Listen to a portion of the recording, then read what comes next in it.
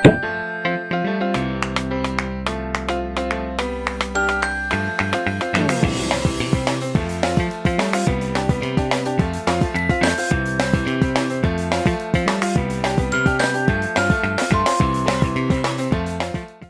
there, I'm Julie Ebersol, and I have a great technique for you today in this video called paper piecing. This is one of my all-time favorite techniques, and I love how fun it is with a selection of patterned papers. And I don't know about you, but I'm always hoarding and collecting these pretty pattern papers, and I need to use them. So this is a super fun way to use them.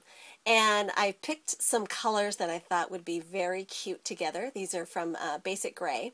And then I'm using a really fun open line design stamp set that has a lot of great images that work well for this particular technique. And I'm just going to ink up all the images and stamp them onto different patterns of paper using black ink. So just a very basic black ink. So I've got the house in yellow, and then I'm going to do it again, only this time onto red pattern paper, because there are some elements from that piece of paper that I want to use that I'm going to layer onto the yellow house later.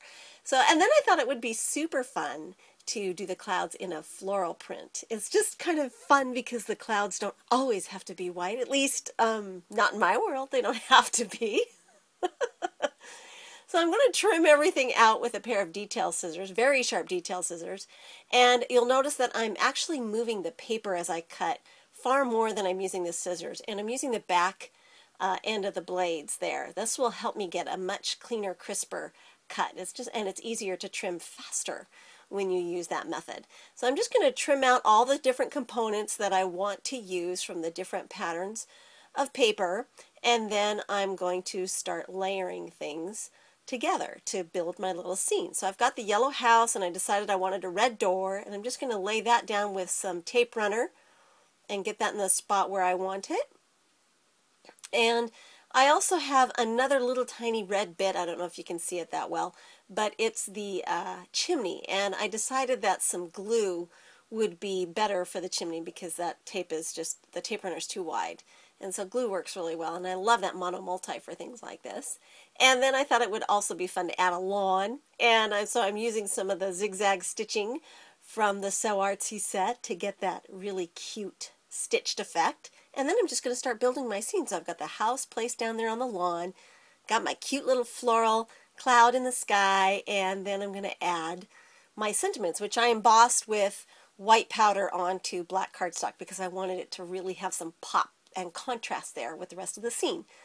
Now, if you've forgotten and didn't plan ahead to make a top folding card and you still want to add some ribbon, this is just a little trick that I use to make sure I get my ribbon wrapped around and through the gutter crease. So I just punched a little hole there in the gutter crease, and then I'm going to loop it through with a dental floss threader because I'm working with some skinny twine, and I didn't think I wanted to spend all day trying to get it through that little hole. So I'll just thread that through there very quickly and then tie that into a bow, and that will complete my scene. And I'm using my cross-lock tweezers here. That's my little third hand that helps me free up my fingers to tie the rest of the bow. It keeps it tight there in the middle. So if you don't have a pair of cross-lock tweezers, woo, I highly recommend them.